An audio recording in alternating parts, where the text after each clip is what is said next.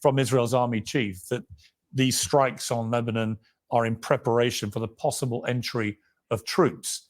Is it really a sensible move by Israel to consider another ground war, given what has been going on in Gaza for the past year?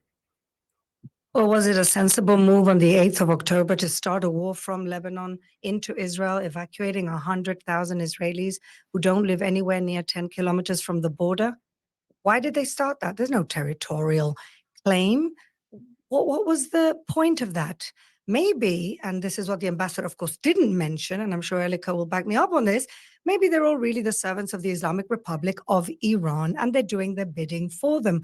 But what's happening at the moment is actually something very curious, and that is that the Islamic Republic of Iran is currently in a charm offensive in New York, and at the same time throwing Hezbollah under the bus for a war that it probably asked them to do in order to help their friend Yahya Sinwar. So the point is this: is Israel supposed to be attacked and not defend itself? Is Israel supposed to go for a ceasefire after its people, its women have been raped, its children have been burnt, and a war has started against them?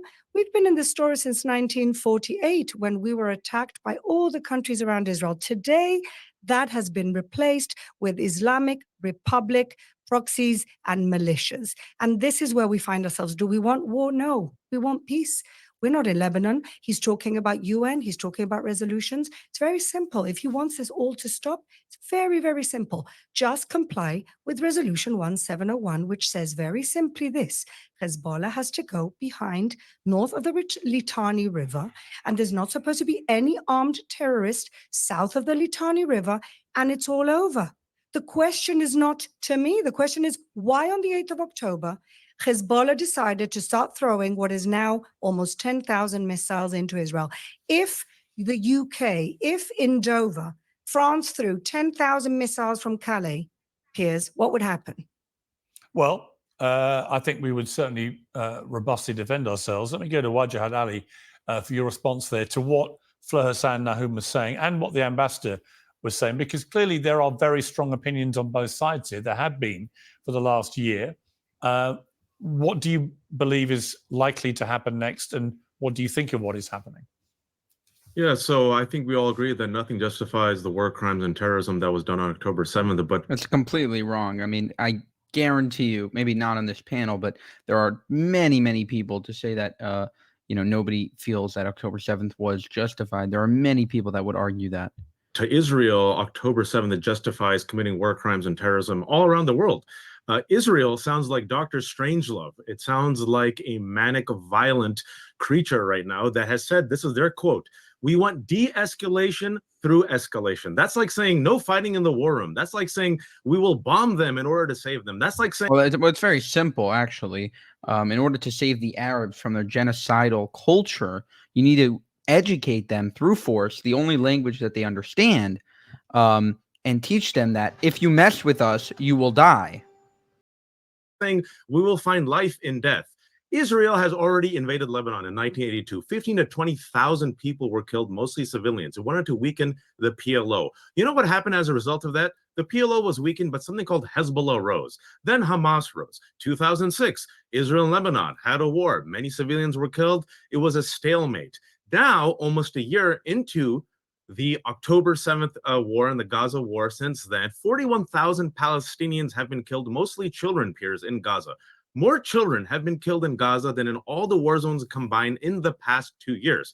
Israel right now is bombing Lebanon. 27,000 people have been displaced, over 2,000 people injured, over 500 people killed, 50 children killed. To Israel right now, everyone is enemy. Everyone is Hezbollah. Everyone is Hamas, right?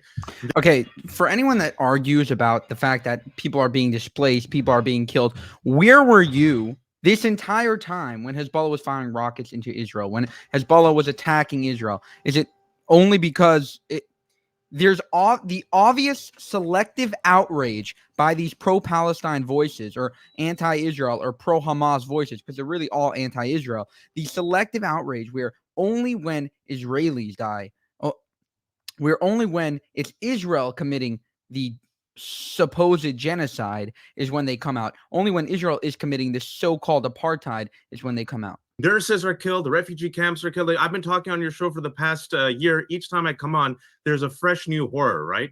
Palestinians go to the south. You got Palestinians, the refugee camps. They're bombed. Children are bombed. Journalists are bombed.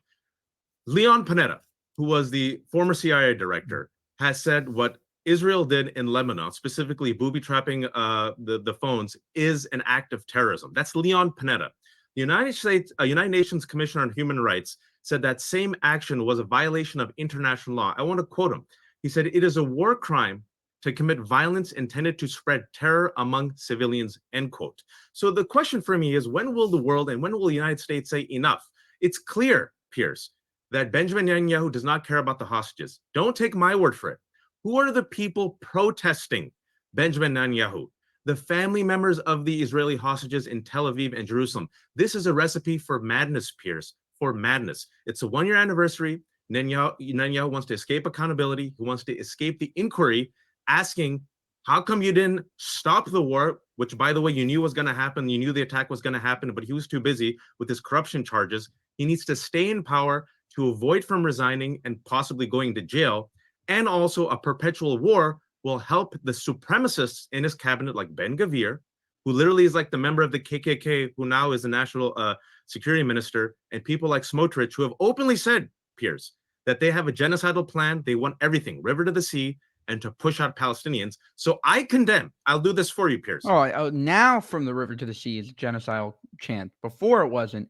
When the pro-Palestinians say from the river to the sea, it's fine. But when the Israelis say it, then it's genocidal. Okay.